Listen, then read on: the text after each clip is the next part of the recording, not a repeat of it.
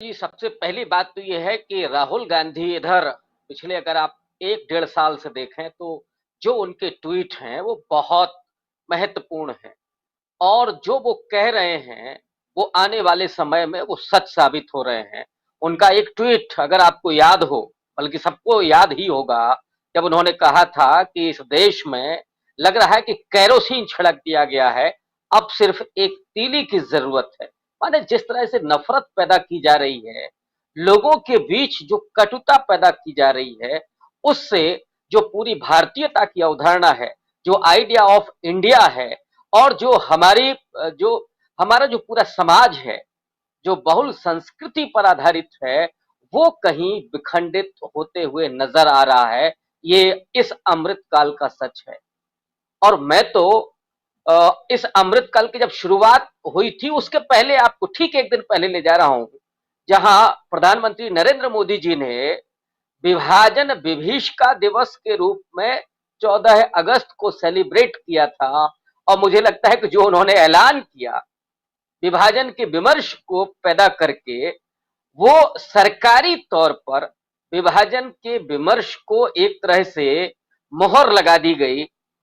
और अब जो हो रहा है, देखिए मैं बिल्कुल स्पष्ट मैं कहना चाहता हूं कि जो लोग भी इस तरह का काम कर रहे हैं वो धार्मिक होंगे, इसको लेकर के मुझे संदेह है।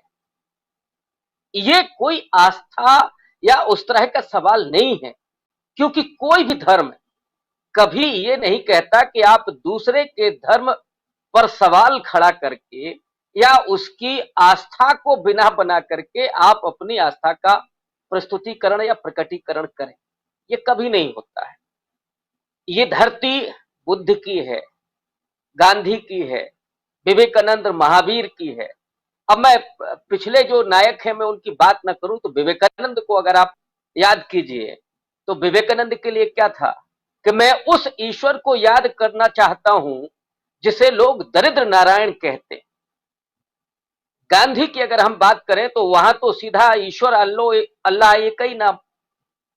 और हिंदू धर्म में तो ये सीधे तौर पर माना जाता है कि आप जब चाहें, जिस रूप में चाहें आप स्मरण करें अपने आराध्य का, अपने ईश्वर का, और आपकी भक्ति हो गई, आपकी पूजा हो गई। उसके लिए ये कतई जरूरी नहीं होता है कि आप किसी जगह पर ये कहें कि साहब यहां ये हो रहा है इसलिए ये नहीं। इस्लाम धर्म में जो अभी सुरेंद्र दुबे जी ने कहा कि 5 वक्त की नमाज वहां पे पढ़ी जाती है, तो वो भी एक आस्था है। और हमने तो जो पढ़ा है या अपने बुजुर्गों से सीखा है कि जो कोई अगर व्रत होता है या कोई नमाज में होता है, सजदे में होता है, तो माना जाता है कि वो सीधे परवरदिगार से, अपने ईश्वर से साक्षात कर रहा है। और इस समय बड़ी वो पुण्य आत्मा है, उसका साक्षात करना बड़ी बात होती है।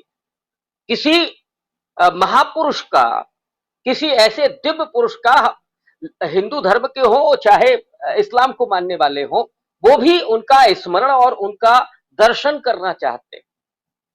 तो अगर कोई नमाज पढ़ रहा है तो उसमें, और अगर कोई ऐसी जगह पर नहीं पढ़ रहा है कि जहां कोई यातायात बाधित हो रहा है, ये पिछले मुझे लगता है कि 2 दशक पहले कभी ये ऐसी परिस्थितियां होती थी या 1 दशक पहले ऐसी होती थी, उसकी निश्चित रूप से आलोचना की जानी चाहिए कि आप सड़क पर नमाज नहीं पढ़ सकते।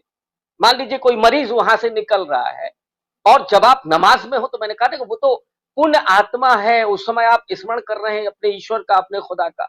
तो उस समय तो आपके लिए वो मनुष्य, चाहे वो रोगी हो चाहे वो कमजोर हो, उसकी रक्षा करना, किसी गरीब को कुछ देना, किसी भूखे को भोजन कराना, ये माना जाता है ना धर्म में कि वहां से आपकी इबादत होती है। तो इसे आप मुझे लगता है कि इस पर कोई आपत्ति नहीं होनी चाहिए अगर उसमें कोई बाधा नहीं आती। और फिर आप कहेंगे कि नहीं साहब ये हो रहा है तो हम वहां पर जाकर के ये करेंगे, जबकि सब जानते हैं कि हिंदू धर्म में आप मंदिर में करते हैं, आप अपने घर को धुल करके बहुत पवित्र बना करके पूजा पाठ करते हैं, तो ऐसे थोड़ी ना हो जाएगा कि हम वहां जाकर के करेंगे। तो मुझे लगता है कि ये धर्म का मसला नहीं है, ये आस्था का नहीं है, ये दरअसल समाज को विभाजित करने की एक किस्म की राजनीति है। और मैं थोड़ा सा आपको अगर इतिहास में ले चलूं, आजादी के आंदोलन के समय दो बड़े व्यक्तित्व हैं, मोहम्मद अली जिन्ना और सावरकर। दोनों ही धार्मिक नहीं है, आस्तिक नहीं है, लेकिन दोनों ही अपने अपने धर्मों के झंडा बरदार हैं। आस्थावादी कौन है? महात्मा गांधी। लेकिन महात्मा गांधी इस्लाम की बुराई नहीं करते, बुद्धिज्म की बुराई नहीं करते। वो जो धर्म के भीतर की विसंगतियां हो सकती हैं, निश्चित रूप से उनको क्रिटिसाइज किया जाता है। ये दयानंद सरस्वती ने भी किया, विवेकानंद ने भी किया, गांधी जी ने भी अपनी तरह से किया।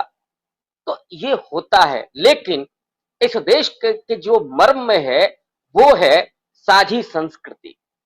भारतीयता किसे आप कहेंगे? भारतीयता किसी एक धर्म से परिभाषित नहीं होती, ना एक संस्कृति से परिभाषित होती है, ना एक भाषा से परिभाषित होती है। भारतीयता का मतलब है कि ये मिला जुला जो हमारा भारत है, वो उसके भी तमाम जो संस्कृतियां हैं वो भारतीयता है। लोग यहाँ पे आते गए और ये कारवा बनता गया, और उसको अगर आप इस तरह से पलीता लगाते हैं, इस देश के सौहार्द को प्रभावित करते हैं, तो वो दरअसल एक सांप्रदायिक राजनीति का हिस्सा है। लेकिन इसका जो छिपा हुआ एजेंडा है वो है कि डॉलर 80 के पार चला गया है, सार्वजनिक संस्थान बिक रहे हैं, महंगाई चरम पर है, बेरोजगारी चरम पर है।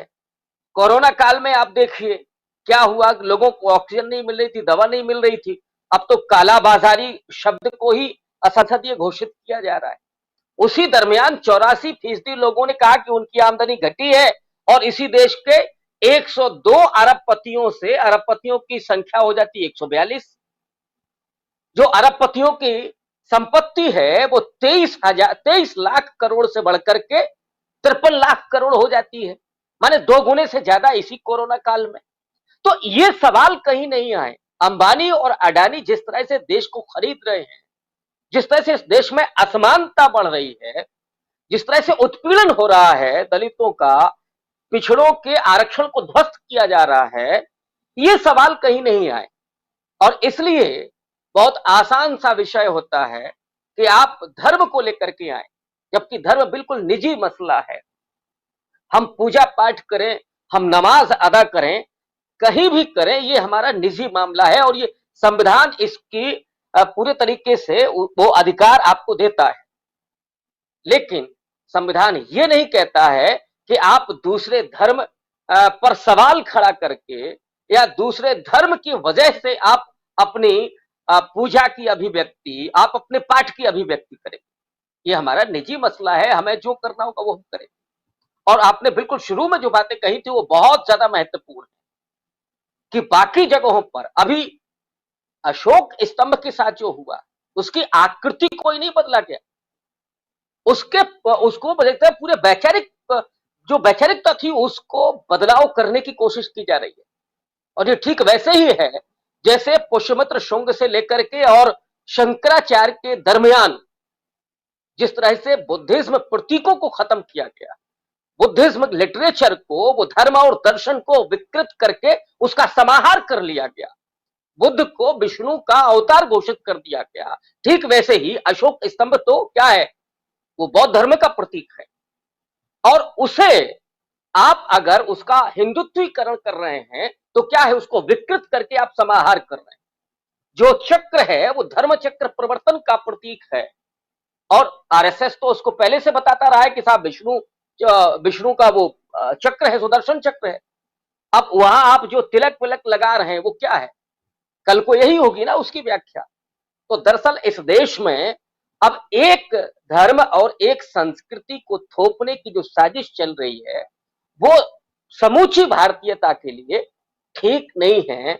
इस देश में जो लोगों से जुड़े हुए सवाल हैं उन सवालों पर बहस हो, उन सवालों को लेकर के सरकार काम करे, और ये जो लोग हैं इन्हें अगर धर्म की चिंता है तो वास्तव में इन्हें जहां पर जैसे अमरनाथ यात्रा पर अभी लोग हताहत हुए वहां पे सेवा करनी चाहिए।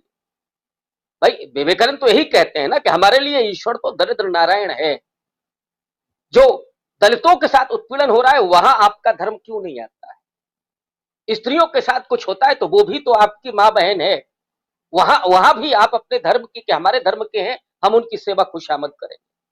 लेकिन वहां ये नहीं होता है। आप जो कर रहे हैं वो दरअसल विशुद्ध राजनीति है, इसके अलावा और कुछ नहीं कहा जा सकता।